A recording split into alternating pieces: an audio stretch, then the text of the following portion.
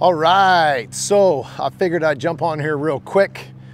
I've been seeing a lot of videos lately.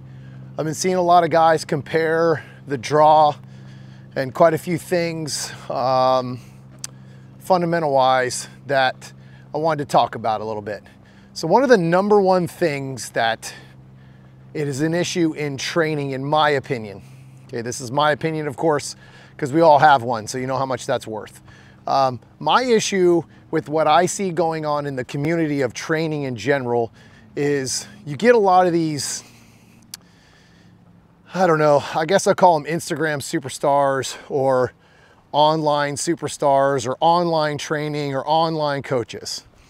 And what happens is these guys do things that are awesome for online, for video, for Instagram, but you never really see their results. That's the first thing. The second thing is you never really see their results in a match. So you guys remember, I am not a tactical person. I don't really think about tactics at all. I actually hope to try to do some tactical stuff this year just to kind of see what it's like, kind of see how it is with the shooting, so on and so forth. But I'm not a tactical person. I don't give a crap about any of that stuff right now. I'm not trying to, you know, go to war. That's just not my thing. But my big thing that I'm seeing is a lot of these guys are doing things that they can't repeat in a match over and over and over again. So I watched a video yesterday, and I'm not going to talk about what the guy's name was because I don't care. But one of my buddies posted a story, and he was going through this draw scenario where he was drawing his gun, and he would bring the gun, his support hand to the gun, and then he would draw the gun, and he would kind of do like a scoop draw kind of thing, and he would talk about his grip, which all that stuff was fine. The fundamental stuff that he was doing was fine, except for when he brought his hand all the way over to his gun. That takes a lot of time, first of all. Second of all, if you're doing a surrender draw or a different type of draw, you can't have the same fundamentals to go get that gun. Also, what most people don't understand, or at least from my training, is the more you cant your body, okay, which is what you do when you take your left arm and you drag it all the way across your body to go get the other one, you're no longer square to the target.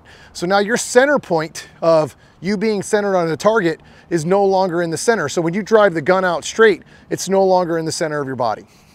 You're coming from, so basically, if you can see it, you cant your body to the left, and then you have to cant your body back to get the gun to the center. No matter what you do, you have to bring the gun back to center because our hands and arms come back to center. Now, unless you're doing a ridiculous isosceles grip or stance where your one foot's forward and your right foot's way back and you're canted to the right or left or whatever hand you are, then that's fine, but that's not how we shoot our sport. Staying square to the target is how you stay accurate and how you stay fast. Also, consistency comes into this scenario.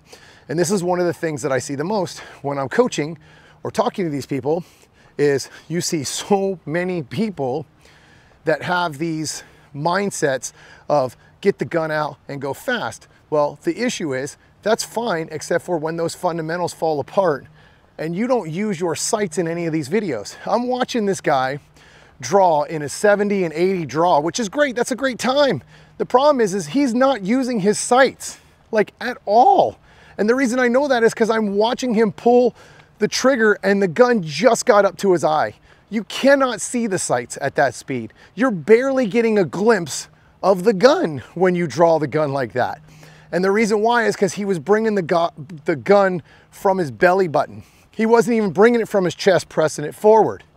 And his advice, his advice was don't bring the gun to center. It takes too much time to bring it to the center and push it forward. Don't meet in the middle with your hands. Meet it down by your belly. That is the counter, the 100% opposite of what I think and what I do. Now here's the crazy thing. His draw was good. It wasn't that it was bad, okay? But to tell people to not drive the gun from the center and again, not to show your results, not to show no sights, not to talk about sights at all. He never once mentioned using sights or not using sights. It was literally a point shoot video, which unfortunately, most shooters will spend hours practicing what this guy just taught, and never once will they understand why they're getting mics or misses. They're just because they're not the coaches. The biggest thing I see right now going on in our world as coaches is coaches aren't finishing the conversation. They're not finishing the conversation. They're not finishing with the details of actually what's important. Like, again, great, dude. Great, everybody. You got a sub-second draw. The problem is put it to use in a match. Put it to use in a self-defense situation, and you don't have sights, you aren't going to do very well. Point shooting only gets you good for the first shot. What happens when you got 2, 3, 4, 5, 6, 7, 8 shots in an array? Now you don't have shit.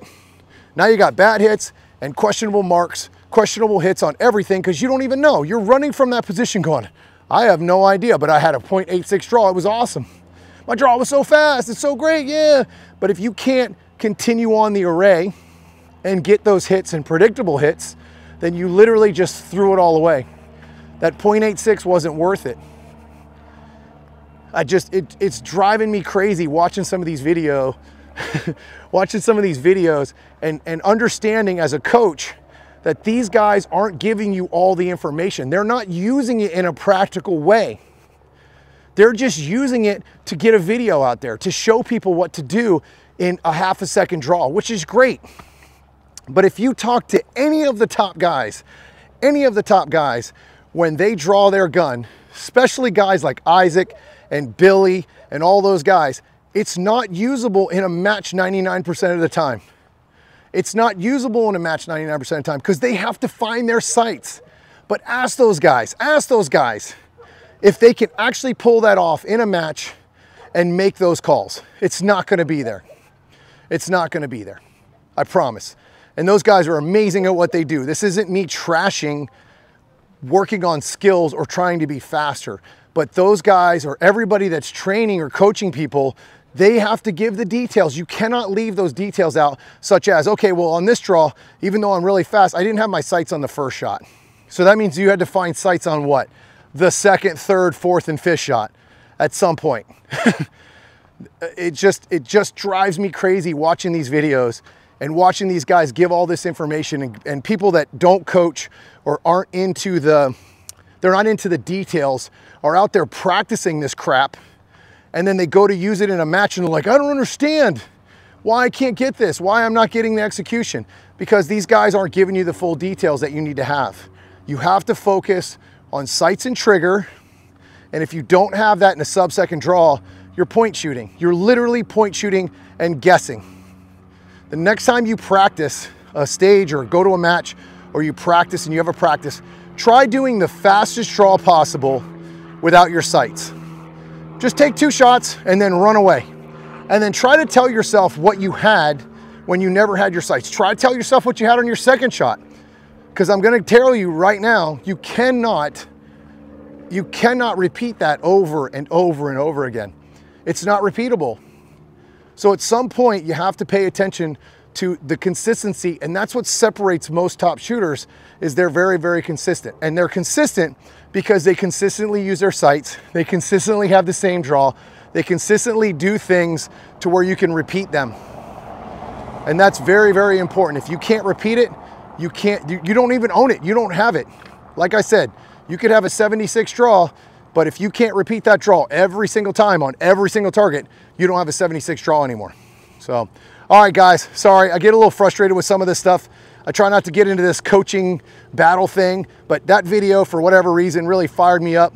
I hate to watch people practice things that are a waste of time, right? And it's not because it's not my way. It's because I'm watching the video and understand that these guys aren't giving you all the information, and they certainly aren't getting those hits. That might be why that camera never made the turn, so I could see those hits. All right, guys, if you have any questions, hit me up in those comments, and I'll see you on the range.